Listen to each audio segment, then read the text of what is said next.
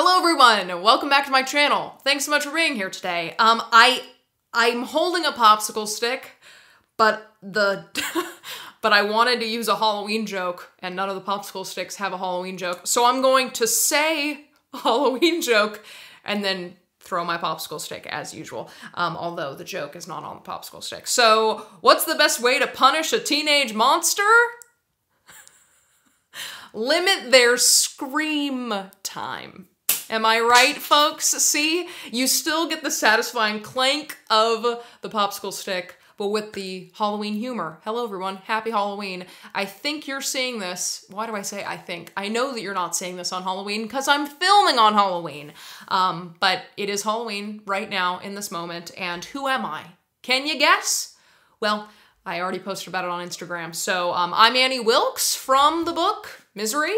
Not how she's described in the book, but how Kathy Bates plays her in the movie. And she also has, well, none other than a sledgehammer. So I have this, but I took some cool photos that I posted on my Instagram and a little behind the scenes action for you. This sledgehammer is so heavy and my form was so bad that I really started to hurt my back in order to get these photos. So I hope you appreciated them. And yeah, anyway, hi, happy Halloween. This is the ass end of the sledgehammer. So I'm gonna put it down now. Anyway, today's video is going to be my October wrap up. I'm very excited. I read some really good books and some really disappointing books, Carrie. And so I'm excited to get into this today. So the first book I'm gonna talk about is The Secret History, which I actually haven't finished yet. I have to finish it by the end of today because our live stream for this, my book club's live stream for this book is happening tomorrow, which is technically today. If you're watching this when I'm posting this video, November 1st, our live stream's at 3 p.m. PST. So if you'd like to join in on that live stream conversation, our discussion is going to be happening in just like 6 hours from when I'm posting this. So for the love of God, Noelle, once you're done editing this, read the book. You need to read the book. You need to finish this book. Okay, so the first book I technically finished because I clearly haven't finished The Secret History yet. Keyword is yet there, folks. The first book that I did finish was The Shadows by Alex North. This is a book by the same dude that wrote The Whisper Man, which I really loved. I read The Whisper Man back in February, I believe. For The Shadows, I gave it a 3 out of 5.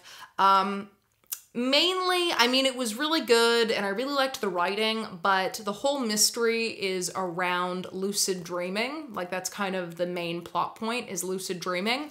And I've talked about this before and I'll talk about it again. I don't like talking about dreams. And so when you're reading a whole thriller and mystery involved around young boys trying to lucid dream and talk about their dreams the next day, it wasn't my favorite plot, but it was also really good and I really liked the writing. The basic plot is that there's 4 young boys who all go to school together and one of the boys' name is Charlie, and Charlie tries to convince the 4 boys that they should all lucid dream together and then like meet up in each other's dreams, and then while they're lucid dreaming, he wants to hurt people who have hurt them, right? So like if a kid makes fun of them in class, or if a teacher talks down to them, or if something happens, they want to go kind of like right the wrongs committed against them through lucid dreaming. If it sounds confusing, that's because it is, but it's also really good. So I gave it a 3 out of 5. I did like The Whisper Man more, but it was really good. I think I'm doing a real shit job on explaining what it was, but 4 kids, lucid dreaming, 1 kid is murdered, you're trying to figure out who was murdered, why they were murdered, who did the actual murdering, right? Because you've got a couple suspects and you're trying to figure it out. All right, the next book that I read this month was Lock Every Door, and I gave it a 4 out of 5. I thought it was really fun, really atmospheric, and even if you can guess the who of this novel, like who is doing all this bad shit, it is, I would venture, I could confidently say that you probably can't guess the why of what's happening. So all of this like criminal activity and scary shit is happening in this hotel, but you don't really know why that is. And I would be shocked if you're actually able to guess why this shit is happening, because it's so random, it's so out of left field, in a really cool way. So that was really cool, because even if I could kind of guess who not to trust in this book, I definitely was like, oh my god, why are they doing this? What was the reason again? So the basic plot of this book is that there's this really famous and historical and like gothic looking apartment complex in New York City. And so our main character needs a job, and she's looking around and she finds an opening for an apartment sitter at this apartment complex, this super famous apartment complex. And so she goes to the interview and they're like, yeah, basically we just need you to like live in this apartment for 3 months until we find a new tenant. Like, that's it. We just need you to like sleep here every night. And she's like, done. You're gonna pay me to be in this like super wealthy, historical, famous building. Yeah, I'm gonna do that. Absolutely. And then while she's there, of course, some really weird shit starts happening. People start going missing. There's a fire. Like there's missing cell phones that then get found that have information on them. There's like just, it's crazy. And it's really fun, really fast paced. I will say that there is a second mystery in this book that does not get solved, which is so annoying. Like not even in like a, ooh, maybe a sequel one day. It's literally like, why did you even put that in there? Which was really frustrating. But overall, I thought it was really fun, atmospheric, spooky, and perfect for October. So glad I read it. The next book that I read this month was The Chain, which I gave a 2 out of 5 stars, which people were really shocked by on my Goodreads. But basically it's like this big kidnap system where just one day the main character gets a call and the person on the phone is like, hey, well, not like that. Like, hey, how's it going? No, it's like, hey, I just had to kidnap your kid because someone kidnapped my kid. And in order to get my kid back, I had to kidnap another kid. So I chose your kid. And if you want your kid back, you have to go kidnap another kid. And then I'll give you your kid back. So with all that said, it probably sounds like I really enjoyed it because it was thrilling and it was fun to solve. But, and I don't want to say too much because it'll be a spoiler, so I'm trying to be very vague, but I didn't love the resolution. I didn't love how it all came together. I did like figuring out who was behind the chain. That was cool, and I was okay with that, but there was this weird connection to something else, and it was like, it felt really sloppy. If you've read this book, you might know what I mean, but yeah, I just don't want to spoil anything, so 2 out of 5 for The Chain. All right, the next 3 books I'm going to talk about, I actually read for a reading vlog where I read Kat's, or Paperback Dreams' favorite horror novels. She gave me this list, but I only chose 3 off that list. So if you'd like to just go watch that vlog where I talk about these things in more detail, I will leave a link in the cards. But she gave me a list, I chose 3, and so to just go over my ratings for those very quickly, because I did talk about these books in a lot of detail in that vlog. The first one was In the Dream House, which I gave a 5 out of 5. An incredible book, seriously so good. I loved this book. It's a book that I'll definitely return to. It's a memoir surrounding abuse, and I can't tell you how expertly done it was and how horrifying it was, but also how stunning it was. Like, it's hard to explain all the feelings that I had while reading this, but it was exceptional, and the hype around this book is 100% worth it. It is such a good book, like truly a piece of art, you know what I mean? So I loved this one. The next book that I read for that reading vlog was The Devil All the Time. I had seen the movie before the book, and I really regret that because I think the book is so good, and I'm bummed that usually I don't really care about that kind of stuff. Like usually I'm like, well, I love film adaptations, so whatever, I'll love it either way. Even if I've seen it, I'll still love reading it. And I loved reading it still, but there were so many more details and development of characters in this book, and I absolutely loved it. If you've never read it and you've never seen it, I recommend reading it before you see it. But also the movie's fantastic with Robbie Patty and Tommy Holly. But yeah. Really good. What did I actually give it? 4 out of 5. I gave it a 4 out of 5. Thought it was great. All right, and then the last book that I read for that reading vlog was The Troop by Nick Cutter. Oh my god! This one was so gross, which I didn't think it would gross me out, because even though it's a horror novel and I knew that there was body horror in it, I didn't, like, basically it's about a worm that infects you and then makes you like ravenously, murderously hungry, like where you're like eating dirt and bugs and flesh. Like you will eat everything in your path, you just need to eat. But I'm not afraid of worms. So when I heard that it was about worms, I was like, I mean, I guess, like I don't care. It's not really gonna get to me. Bitch, what? Yes, it did. Oh my God, this book was so gross. It was so gross and so twisted, and it was like weirdly fitting and weirdly horrible to read this during COVID because it is about an infection. And so it's about this like scoutmaster and like this troop of like Boy Scouts that go to this island like off the coast of their like where they actually live. And so they go to this island and they're just there for the weekend. It's like part of their like Boy Scouts challenges or like whatever you call it. And then while they're there, someone shows up with that worm infection. And then how do you escape a worm infection when you're on an island where there's no escape?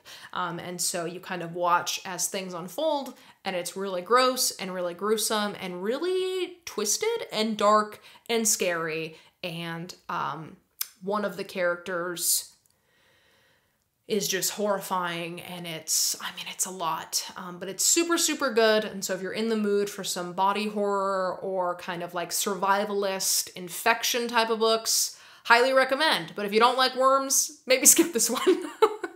And now for the book you've all been waiting for.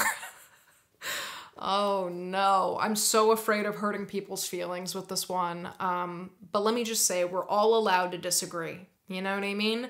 You guys cannot like the books that I like. I know a lot of people don't like Misery. A lot of people don't like Pet Sematary, and that's fine. Doesn't hurt my feelings because I didn't write the book. So if you liked this book, I'm not trying to make you feel bad.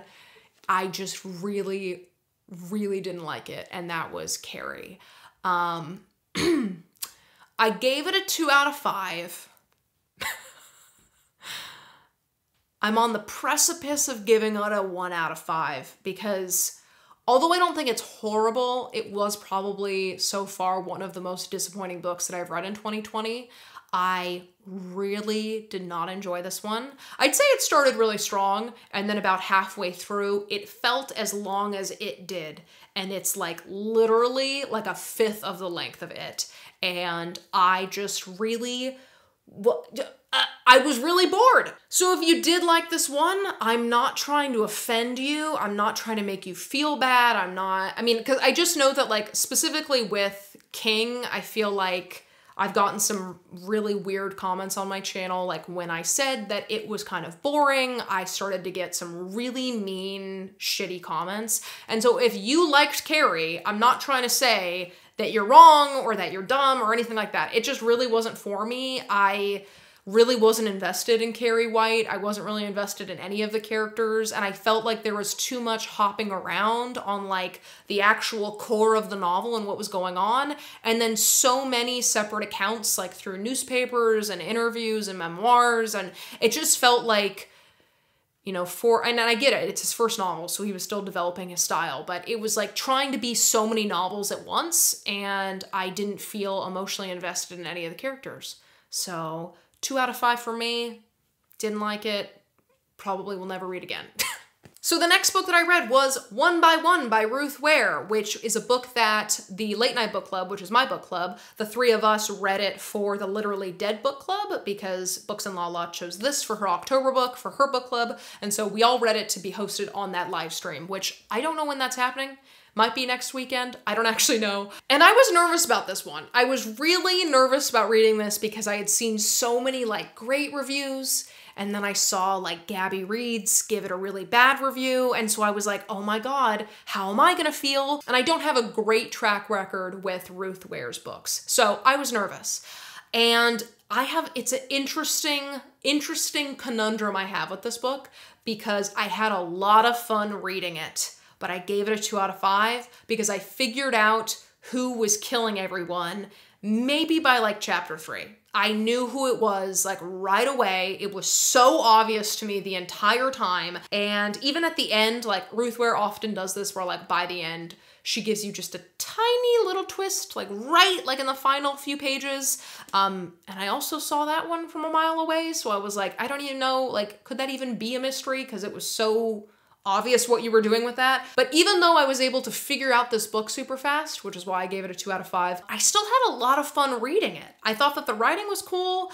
I loved that it took place like at a hotel during an avalanche with a group of coworkers on a ski trip. Like I thought that was really cool. It all focuses around an application, like this music app that was developed. And I work in the tech industry, so I could really kind of connect with the idea of developing software in an application and buying and selling and buyers and stock options. Like I really understood that part of it.